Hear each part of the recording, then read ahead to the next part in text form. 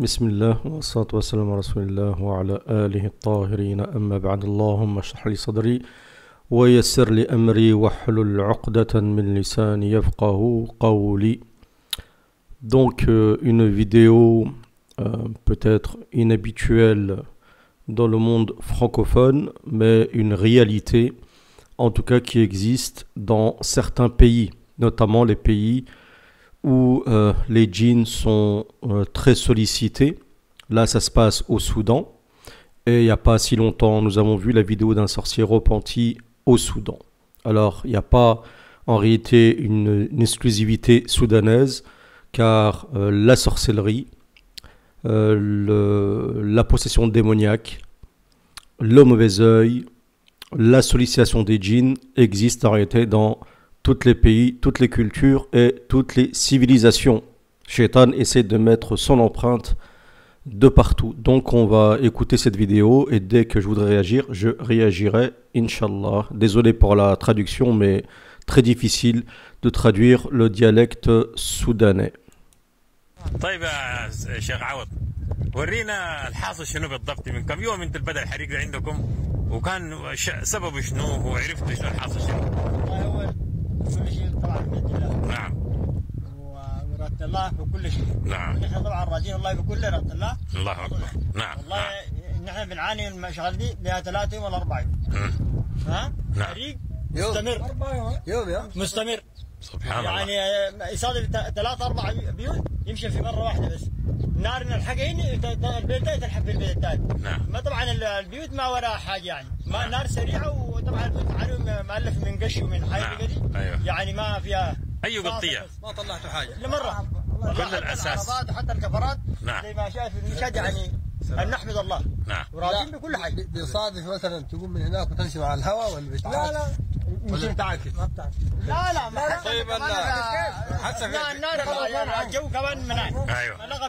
في الهواء. في هواء عالي. يعمل هواء. طيب هسه كم بيت تقريبا اتحرقوا هسه الآن؟ والله حوالي يمكن 11 بيت. 13 غير رواكيب يعني. غير رواكيب والبرندات. اي برندات يعني مؤلف من الحديد ومؤلف من الحطب. يعني الشغل ده اصبح شغل، يعني ما شغل عادي، شغل ما شغل عادي، يعني شغل جن.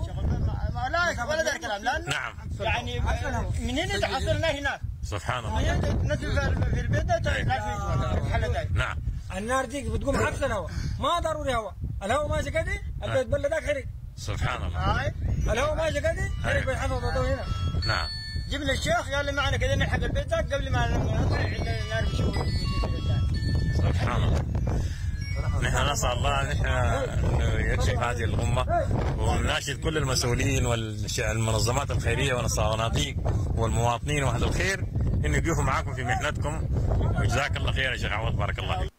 Donc moi je vous ai mis une seconde vidéo, d'accord, je sais pas si c'est la même personne, ou peut-être.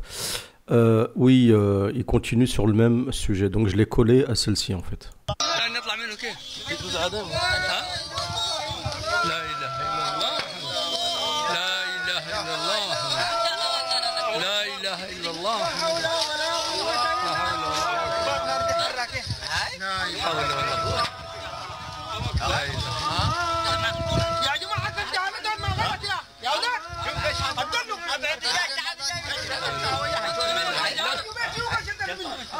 عليك الله عين، بس يشار الركوبة هذه ما تصل. ها؟ الركوبة قامت فيها. قامت في الركوبة. قامت في الركوبة.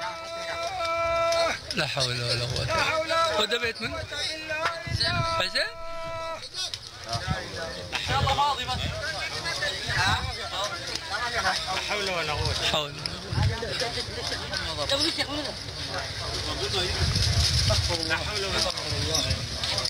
استغفر الله العظيم واتوب اليه. لا حول ولا قوة الا بالله. تطلع منه كيف؟ تطلع منه. يا اخواننا الفتحة دي اللي دخل بها الجن والشيخ بيقرا ومتابع الجن طلع بالفتحة دي ويتحول للقطية دي. البيت الثاني ده لو ملاحظين في حتة فيها أثر حريق. قال لهم الشيخ الحقوا الشيخ عبد القادر الحقوا البيت القطية الثاني. ليحقوا هنا لو ملاحظين أثر الحريق. وطفوها بالمويه وسريع بالتراب يحقوها. مش البيوت اللي عرضناها لكم قبل شويه حرق البيوت اللي قبل شويه عرضناها لكم. Alors déjà, je voulais réagir parce que il dit que donc un cheikh est venu. On verra son nom par la suite. Je crois que dans la vidéo, j'ai noté son nom. Donc ce cheikh s'appelle Abdelkader. Il suit le djinn. Donc il le suit, il le pourchasse et il l'empêche de brûler une autre maison. Alors il faut m'expliquer comment un cheikh peut suivre un djinn. D'accord, quand vous faites ruqya, le djinn, il parle à travers une personne. Vous ne le voyez très rarement. La personne qui est possédée peut le voir, d'accord, lors d'une ruqya, sous des formes diverses, une forme noire, ce que vous voulez, un chat noir, ce que vous voulez, c'est possible. Mais que vous voyez un djinn se déplacer comme ça, ainsi de suite, ça, c'est pas possible. D'accord, selon mon expérience personnelle, à une époque, j'avais fait ruqya à une sœur qui était atteinte de cancer. Et malheureusement, bon, Allah Azza wa Jal a décidé de prendre son âme, qu'Allah Azza wa Jal lui fasse miséricorde. C'est une sœur qui est morte très jeune, qu'Allah Azza wa Jal lui donne le paradis. Et pendant que je faisais la ruqya, il y a quelque chose qui s'est déplacé comme ça, qui était donc ça c'est possible, mais de voir directement un djinn, normalement, c'est pas possible. Donc la seule solution, c'est que ce shir soit un des shirs soudanais. Alors, je risque d'en heurter certains, mais c'est comme ça, c'est la vérité, d'obédience soufi. Quand je dis soufi, il y a beaucoup de tariqa au Soudan, mais il y a une tariqa spécifique, surtout ceux qui dansent vers le Nil, parce que je connais le Soudan pour y avoir été, et qui donc sollicitent les djinns. Donc si vous ramenez un shir qui sollicite les djinns, lui, à l'aide donc de l'aide des djinns, peut effectivement suivre le démon, ainsi de suite, et partir à sa chasse. C'est pas en récitant le Coran que vous allez partir à la chasse d'un démon, ça se passe pas comme ça. خش البيت الثاني ده الجن نط من البيوت الاثنين ديل بعد ما كان القرايه من الشيخ عبد القادر محمد عثمان الحجيري جزاه الله خير وخش هنا.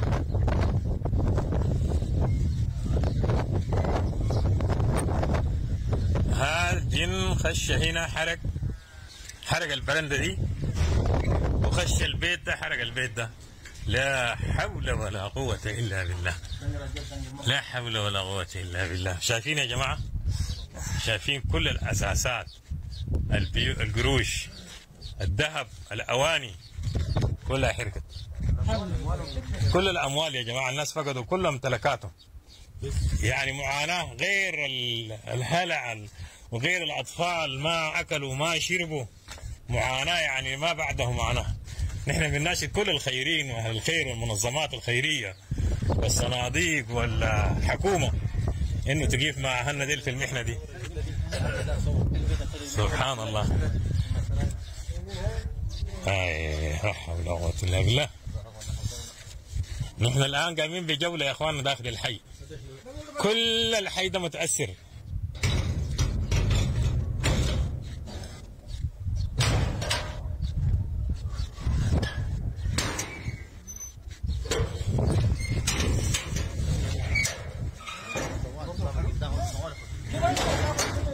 برضه هنا في البيت الحوش ده برضه في بيت حرق. انا شوفي شجره دي احترقت كيف. لا حول ولا قوه.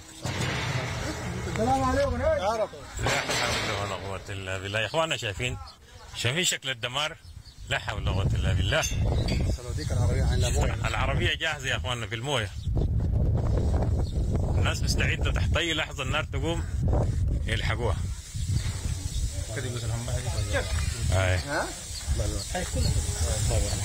Donc, dans la traduction, excusez-moi, je ne l'ai pas noté, mais il dit que les gens se sont préparés pour parer au feu en cas s'il y a encore un nouvel incendie. Donc, ils se sont préparés en cas de récidive. Il faut savoir que là, il dit 13 maisons, mais que par la suite, il y a 20 maisons en tout qui ont brûlé. Il y a d'autres vidéos où il est stipulé que c'est 20 maisons.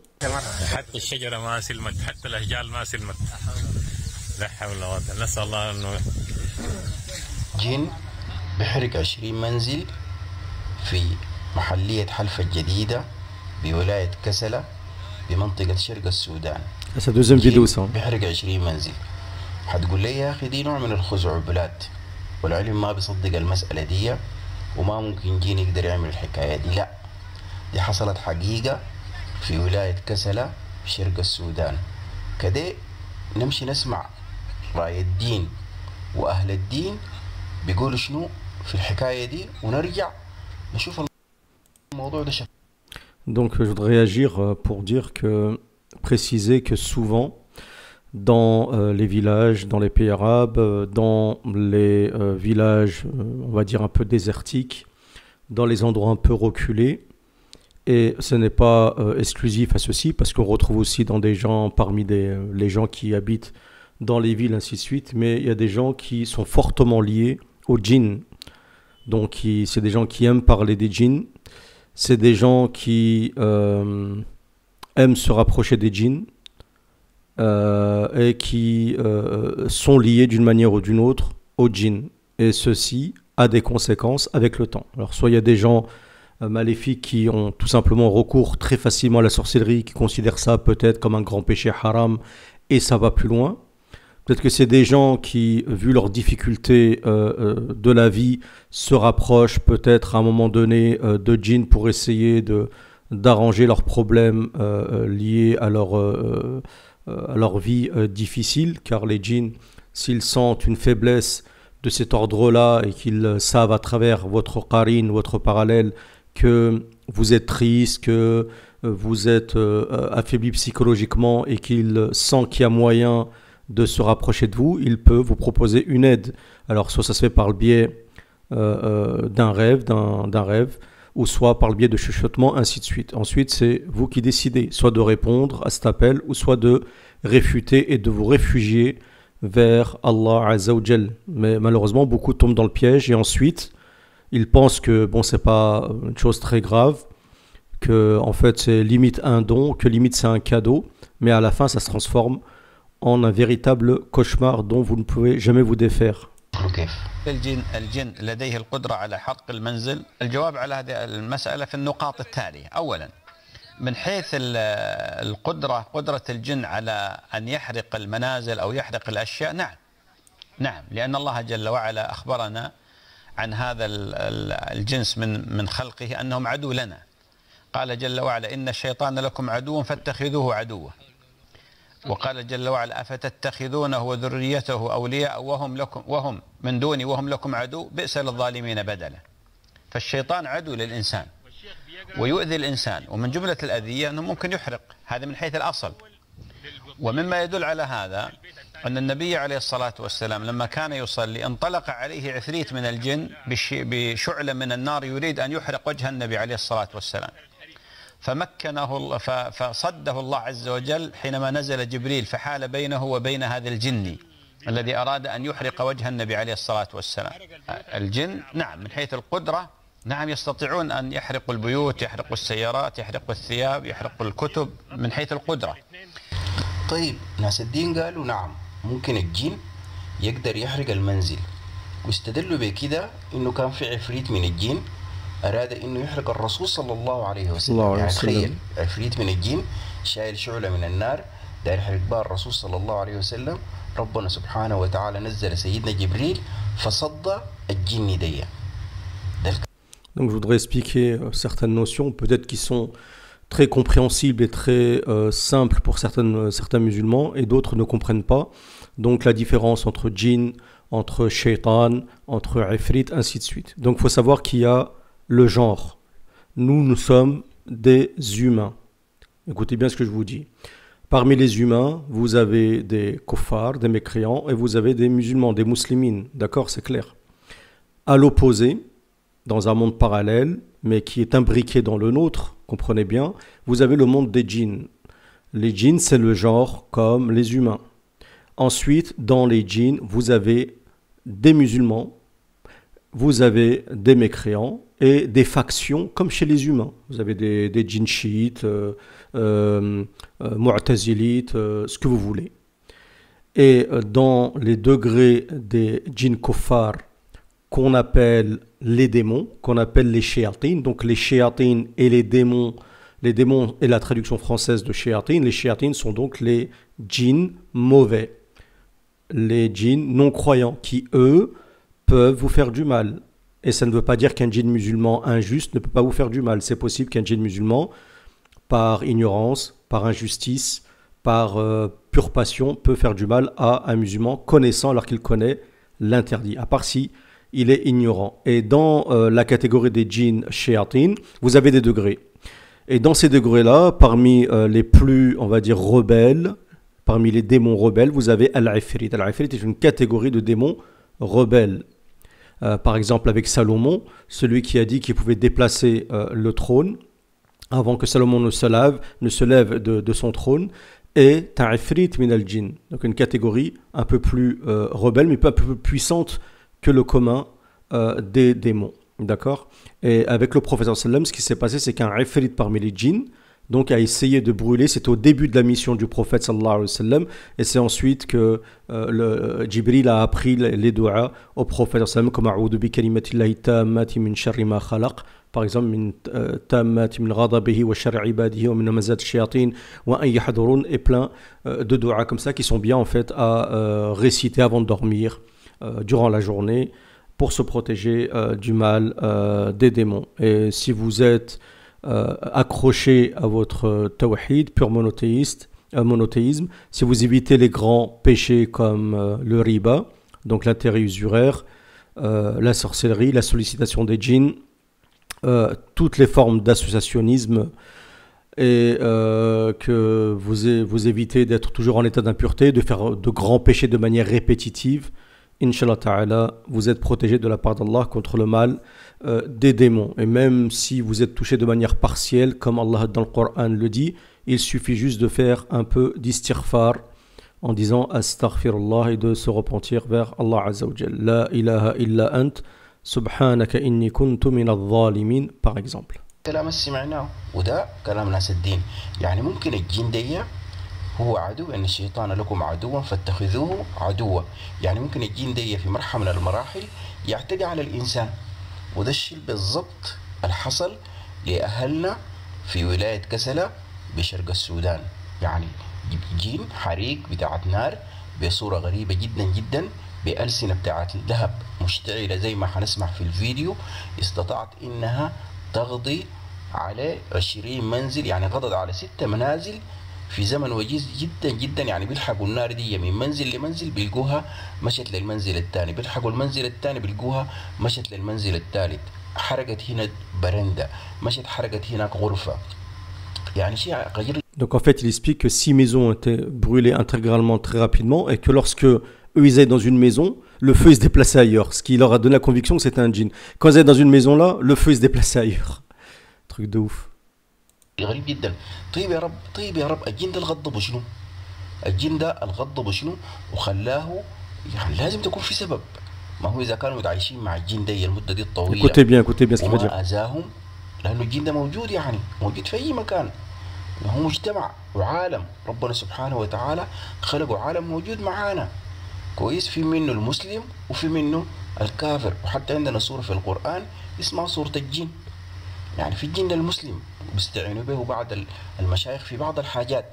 Alors là, il faut que j'arrête la vidéo parce que c'est le point le plus important. Et c'est ce qui explique ce qui s'est passé dans ce village. Donc lui, le frère te dit, alors lui il l'a dit, c'est sûr, il l'a dit de manière naturelle, avec conviction, sans penser que ce soit quelque chose de grave, que ce soit une contrevenance à la religion. Non, il n'y a pas de problème. Certains chirs les utilisent à certaines fins, certaines choses. D'accord? Comme je vous expliquais tout à l'heure, ce qui prouve que j'avais raison quand je vous dis que le shir Al-Hujayri, Abdelkader Al-Hujayri, qui est, je ne connais pas c'est qui, shir, mais passons, il rentre et il te suit le truc, il a utilisé des djinns. Donc les gens, et ça arrive souvent dans les pays musulmans, dits musulmans, quand j'ai dit musulmans, c'est au niveau de l'application des lois, de la loi coranique, hein, c'est pas sur le peuple. Passons. Donc dans les pays, ces pays-là, les gens utilisent les djinns énormément, d'accord, d'une manière ou d'une autre. Hein. Si c'est, soit il y en a, ils vont essayer de savoir pour savoir l'avenir, vont consulter ce qu'on appelle les arrafa ou les shawafa, salat al-afia, pour savoir ce qui peut se passer pour une personne ou sur sa personne propre. Certains vont consulter des talib et j'en passe, et des vertes et des pas mûres. Donc le fait d'utiliser les djinns a des répercussions. Pourquoi? Parce que déjà, vous ne savez pas avec qui vous travaillez. Vous n'avez pas vous n'avez pas une garantie, comme si vous allez à Darty acheter un truc avec une garantie d'1 an ou de 2 ans, comme quoi le djinn avec qui vous travaillez n'est pas un démon en fait qui joue avec vous. Il n'y a pas de garantie. Vous allez me dire, ouais, mais ils le savent parce qu'il fait shahada. Et alors, je vous ai expliqué que les djinns et les ins, c'est la même chose. C'est 2 mondes parallèles. Dans les ins, il y a bien des hypocrites. Dieu dans le Coran, il y a des hypocrites qui disent la ilaha illallah, qui disent que nous croyons au prophète, ainsi de suite. Mais en fin de compte, ils dissimulent la mécréance dans leur cœur, dans leur tréfonds. Il y a des djinns, c'est pareil. Il y a des djinns qui vont te dire la ilaha illallah, Muhammad Rasulullah, je suis croyant, il va jouer avec toi. Alors qu'en réalité, il veut juste passer du bon temps. Et en fait, c'est pas incroyant, d'accord? Donc déjà, c'est la première chose, vous n'avez pas de garantie. La seconde, c'est que ils sont très susceptibles, d'accord? On n'est pas dans le même monde, on n'est pas créé de la même nature. L'homme a été créé d'argile, d'accord? Il est plus stable. Le djinn a été créé de feu, de fumée de feu, d'accord? Excusez-moi, d'une fumée sans feu. Alors, subhanallah, feu sans fumée, je ne sais plus, j'oublie. Subhanallah, pourtant c'est quelque chose d'évident, mais nari samoum. Oui, c'est ça, c'est un feu sans fumée, ou une flamme de feu. Donc il est très, très volatile, très rapide, très vif. Vous voyez ce que je veux dire? Alors quand vous voyez une personne, pour ça qu'on dit que la personne, écoutez bien ce que je dis, la personne quand elle s'énerve, on dit qu'il doit faire l'odo, ainsi de suite, ou il doit dire A'oudhu billahi minash shaitanir rajim et s'asseoir. Quel est le lien entre la personne qui s'énerve, la tension, le sang qui monte dans les veines, et le fait que la personne elle devient instable? Et bien justement, c'est ce lien-là. Vous voyez ce que je veux dire? Donc, la personne quand elle s'énerve, c'est Shaitan qui prend sa possession. Et ça ressort dans un hadith où il y a eu un échange entre Shaitan et Moussa alayhi salam. Et le Shaitan dit à Moussa alayhi salam, n'oublie pas une chose, ça c'est dans le livre d'Ibn al-Jawzi, que lorsque tu t'énerves, c'est moi qui est dans tes veines, qui circule dans ton sang. Et ça a été confirmé par un hadith du prophète qui dit que le Shaitan circule dans le sang. Et quand on jeûne, ça rétrécit les veines. Et quand vous énervez, c'est le contraire, ça élargit les veines. Et il y a plus de passage de sang. D'accord? Donc, la nature du djinn, c'est quelqu'un de vif, susceptible. Vous voyez, quand quelqu'un passe, c'est un mec qui est énervé, quelqu'un qui démarre au quart de tour, vous allez dire à peine un truc, même si vous ne voulez pas dire telle chose, il va s'énerver contre vous, il va partir au quart de tour. Imaginez-vous la nature du djinn. Donc déjà, on n'a pas la même nature. Donc, il suffit que vous ayez faire quelque chose, même si vous ne voulez pas faire du mal, ou ainsi de suite, ça va se retourner contre vous. De surcroît, lorsque vous êtes en contact avec eux, c'est plus facile, parce que vous leur ouvrez la porte, vous êtes en contact avec eux, vous leur ouvrez une porte vers votre monde. Et qu'est-ce qui prouve ça? Encore une fois, ce qu'on retrouve dans la sourate Al-Jinn, وَإِنَّهُ كَانَ رِجَالٌ مِنَ الْإِنسِ يَعُوذُونَ بِرِجَالٍ مِنَ الْجِنِّ فَزَادُوهُمْ رَهَقًا. D'accord? Donc il y a à l'époque des Arabes, il y avait les gens commençaient à demander protection au Seigneur du Wed contre le mal des démons. Oh Seigneur du Wed, je demande protection, astaghfirullah, contre ça. Et quand les djinns ils ont vu que les hommes, ils se rapprochaient d'eux, ils les invoquaient, ils les craignaient, ils faisaient des légendes, comme il y en a parfois, ils disent ouais, dans tel rond-point, il y a une génie, je sais pas quoi, ou il y a la dame blanche, je sais pas quoi. Les djinns, ils kiffent, ils se rapprochent des humains. Et quand ils se rapprochent, leur mal, il s'accroît. Et c'est ce qui se passe. Fazaduhum rahaqa, donc ça leur a rajouté non seulement du mal, mais aussi du tasallut, donc une sorte de pouvoir d'hégémonie sur les humains. Donc ils ont leur monde, on a notre monde, d'accord? Et toutes les personnes, vous avez des exemples sur Internet, toutes les personnes qui n'étaient pas armées sur le plan dogmatique, que ce soit shir ou pas shir, qui vous voulez, il n'y a pas de... et qui ont voulu s'aventurer dans ce jeu-là en discutant avec les djinns, en faisant copain-copain, ils ont fini comme des Legos. Toutes les personnes, les shirs soufis, les shirs qui invoquent les djinns, qui travaillent avec eux, qui les sollicitent, qui font du captage, toutes ces conneries, tout cela ont fini par devenir des Legos des djinns. C'est devenu des jouets des djinns, tous sans exception. Mais vous allez me dire, oui, mais toi, Akhi, dans ton livre, dans la protection du mal contre le mal des démons, ou se faire ruqya soi-même, entre parenthèses, qui trouve sur Amazon, et oui, c'est une pub, il n'y a pas de mal. Donc c'est un livre que j'ai mis du temps à écrire, ainsi de suite. Dedans, je parle d'Omar ibn al-Khattab, comme quoi Omar ibn al-Khattab et Abu Moussa al-Ash'ari ont utilisé à des moments des djinns, d'accord, ils ont utilisé des djinns pour l'information, pour avoir une information d'ordre militaire, une information qui était dans l'ordre de la maslaha de la umma, de l'intérêt communautaire. Alors que sachant que de manière générale, l'utilisation des djinns était réservée au prophète Sulayman uniquement, de manière exclusive. C'est pour ça que le prophète, quand il a attaché un démon autour d'un pilier à Médine, il l'a relâché en se remémorant la dua du prophète Sulayman alayhi salam. Donc comment expliquer les récits du fait qu'Omar a utilisé Ibn al-Khattab à un moment, a appelé une femme possédée et utilisé le démon pour avoir une information? C'est simple. Non seulement c'était dans l'intérêt de la défense de la communauté musulmane. Omar ibn al-Khattab, c'était un émir. C'était pas moi, toi, le shir du coin.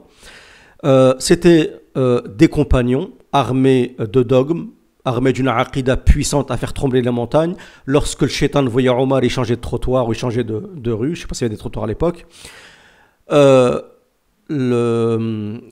Comment dire, il savait jusqu'à quel point, à quelle limite il devait s'arrêter, d'accord? Quelle est la limite de l'utilisation des djinns dans des cas comme ça? Et il faut savoir que ça a été aussi rendu licite dans un tel cas, ce que je viens de citer à l'instant par le cheikh Ibn Uthaymin rahimahullah à l'époque. Donc, toutes les personnes qui pensent qu'elles sont Omar ibn al-Khattab ou qu'elles sont Ibn Taymiyyah ou d'autres, parce que Ibn Taymiyyah aussi a eu des histoires comme ça où des djinns lui ont rendu des services, mais Ibn Taymiyyah n'avait rien demandé.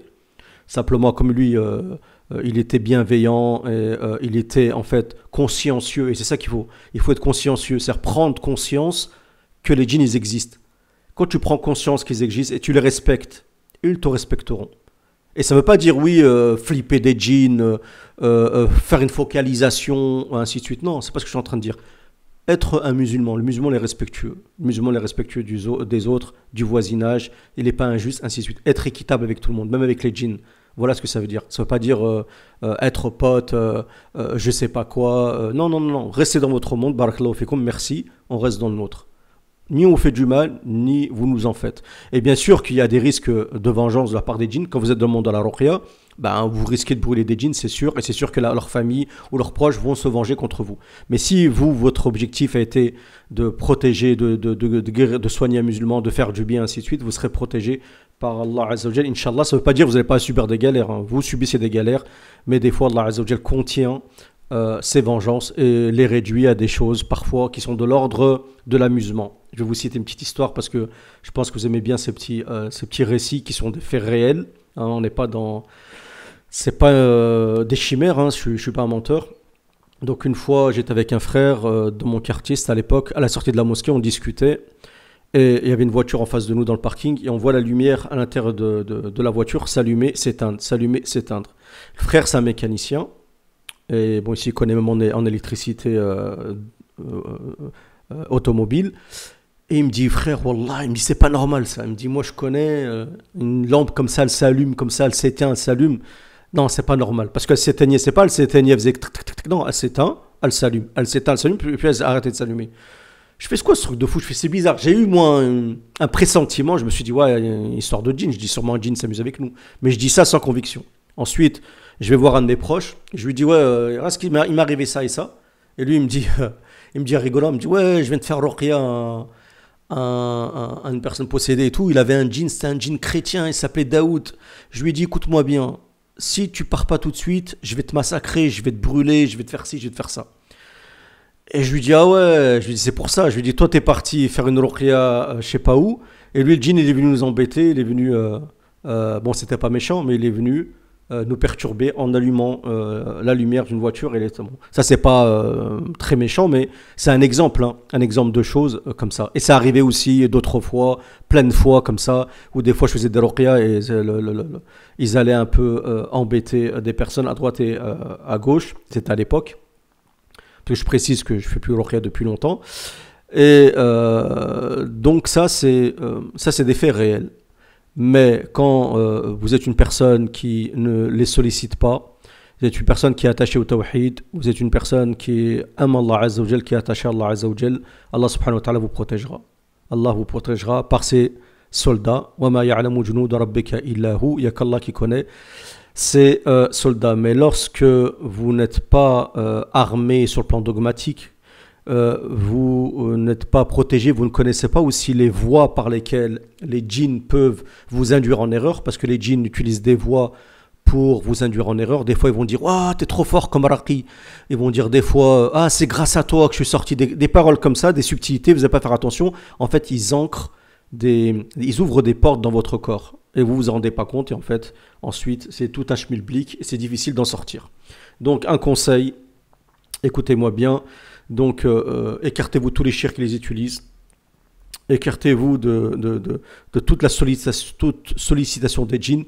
Écartez-vous des discussions, évitez de discuter de ça. C'est pas interdit de voir une vidéo à titre informatif, parce que mes vidéos, en réalité, c'est comment dire, avec une vocation pédagogique. J'essaie, moi, de vous montrer la réalité. C'est une réalité, ce qui existe. Je vous montre la réalité, mais en même temps, je vous donne des conseils pour essayer justement que ces choses ne vous arrivent pas, Inch'Allah Ta'ala. Donc, écartez-vous de ça.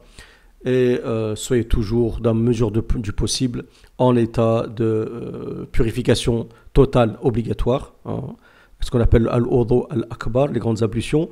Et concernant les petites ablutions, quand vous le pouvez, c'est mieux. Et lisez le Coran de temps en temps dans la journée, lisez les 3 dernières sourates après chaque salat si vous le pouvez, Ayat al-Kursi de temps en temps dans la journée, c'est bien. Écoutez du Coran avant de dormir la nuit, c'est bien. Toujours, comme je vous l'ai dit une fois, quand vous faites un acte, dites Bismillah. Bon, je suis désolé, la vidéo elle était longue, c'était même pas prévu que je parle autant, mais je pense sincèrement que c'est important, parce que là, vous le voyez, là, il l'a dit, il y a le djinn musulman et certains chirs les utilisent pour certaines choses. C'est les gens, en fait, qui créent des problèmes eux-mêmes. Et des fois, ça peut aller loin, parce que là, c'est des incendies, mais des fois, ils peuvent causer comment on appelle ça, des avortements. Des fois, ils peuvent causer des divorces. Des fois, ils peuvent causer la pauvreté dans une maison, ce qu'on appelle avec al-djinn al-ummar, ceux qui habitent dans les maisons, qui remplissent les maisons. Donc des fois ça crée des tensions dans les maisons, il y a de l'appauvrissement, la maison elle est sale, il y a des mauvaises ondes, ça peut aller loin. Il y a des fois les gens ne sont pas tranquilles quand ils rentrent chez eux, ils ne sentent pas des ondes négatives, positives, ils se sentent mal chez eux, ils dorment mal. Il y a même une fois un frère qui m'a fait rire, il m'a dit, ça c'est un frère que je connais, c'est-à-dire que c'est pas une histoire on m'a dit, ça c'est un frère qui m'a dit de bouche à oreille, excusez-moi, et qui me dit... il me dit, Wallah, je me suis levé pour faire le qiyam cette nuit, la prière de nuit, et il m'a dit, j'ai reçu une grosse claque, il m'a dit, elle était tellement forte la claque, il m'a dit, je suis parti redormir direct. Il m'a dit, je me suis recouché direct. Donc voilà. Donc ça, c'est des nuisances, donc ça existe. Des histoires comme ça, bien sûr, plein peut vous en raconter, vous en entendrez dans votre vie, de partout, ainsi de suite. Donc, je crois que la vidéo reste un peu, on va finir la vidéo, en espérant que mes conseils seront écoutés. Là, je vous fais confiance. Et j'insiste, abonnez-vous à la chaîne. Beaucoup de personnes regardent les vidéos sans être abonnés. Franchement, c'est pas sympa. Mettez un j'aime aussi si vous le voulez, ce serait bien pour le référencement. Marquez référencement dans les commentaires. Et qu'est-ce qu'il y a d'autre? Partagez la vidéo. فأنا أعتقد إنه بتكون في حاجة غضبت الجن ده في المنطقة دي، قرية قريقس دي في محلة حلفة الجديدة، ومحتاجة لشغل بتاع قرآن. حتى إنه جا الشيخ، يعني الكلام ده هم ما قالوا الأهالي، ما يعرف المسألة دي، جابوا شيخ بيقرأ قرآن، فلاحظ إنه قال لهم الجن ده مشى المنزل الفلاني، قال لهم الجن ده انتقل من هنا مشى للمنزل الفلاني. أنا والله ما زول دين ولا بعرف كثير في المسألة دي، لكن حسب مشيت بحثت وسمعت الناس قالوا انه ممكن حتى استدلوا بالعفريت من الجن ده اللي اراد يحرق، اذا كان اراد انه يحرق الرسول صلى الله عليه وسلم ما يغلبوا انه يحرق المنازل. Voilà, c'est la fin de la vidéo. Donc j'espère les zouls, comme ils disaient les Soudanais, des hommes, ils disent zoul, ils disent ma ana zoul din, je suis pas un homme de religion. Donc ils disent zoul, et zoul dans la vidéo vous entendez yazoul. Donc oh zoul. Ça c'est vraiment le dialecte soudanais, c'est pas méchant, ça veut dire juste homme. Comme ils disent par exemple en Syrie, ils vont vous dire zalam. Donc voilà, j'espère que cette vidéo vous a plu. Si c'est le cas, faites-le moi savoir dans les commentaires. Et réagissez par les j'aime, ne soyez pas avares. Je vous remercie pour votre écoute. Subhanakallahumma bihamdika ashhadu an la ilaha illa anta astaghfiruka wa atubu ilayk. Qu'Allah Azza wa Jalla nous protège du mal des démons parmi les djinns.